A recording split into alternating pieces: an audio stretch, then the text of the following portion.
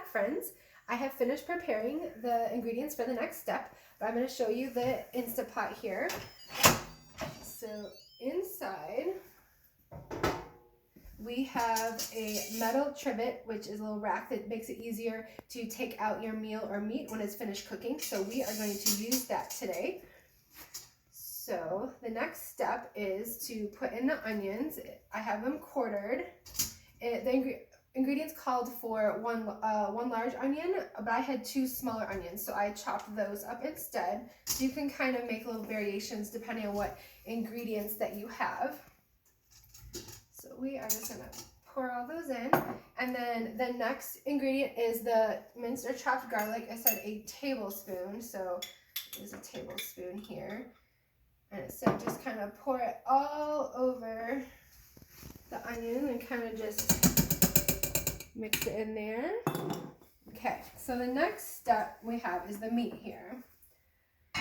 So the meat, I rinsed it. It recommended rinsing it with cold water because it said to get off all the extra salt and curing ingredients that they use to cure the corned beef. So we are going to take this, and if you look, I'm going to hold it up here. So this side doesn't have a lot of fat, but this has extra fat on it, and it recommended putting that fat side down. So you're just going to put that in here and just kind of set it right on top of the onions. I'm going to wipe my hands off here. So that's down in there, and then we need the broth, the liquid, to help the pressure cooker do its job. So this is 4 cups. Some recipes called for water, or you could use broth. So I decided to use broth, and I'm going to see how far it comes up. It said depending on how large your cut of meat was, you might need to add extra water or broth. So I do have some more water over here ready. So I'm actually going to add that water because it said to have it come up about halfway on your meat.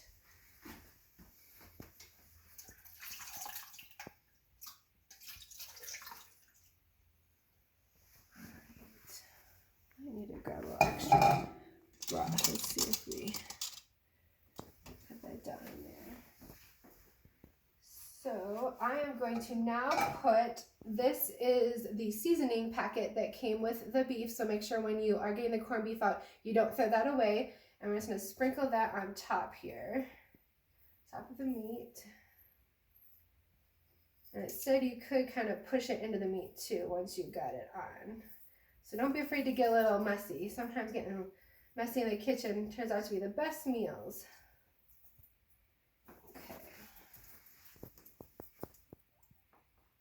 There we go.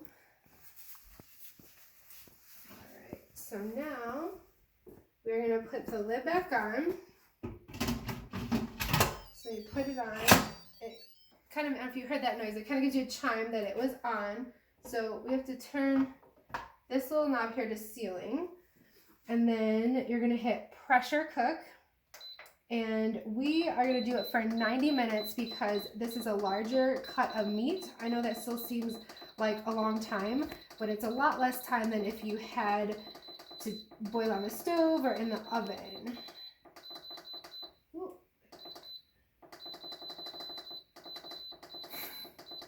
It's a lot of beeps, isn't it?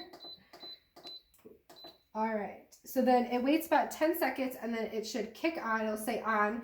And it takes a little bit of time to build up to pressure, and then once it gets to pressure, it'll cook for 90 minutes. And then, oh, here it goes. So while this is cooking for 90 minutes, I'm going to finish prepping our vegetables that are going to be put in the next step. So stay tuned for the next procedure.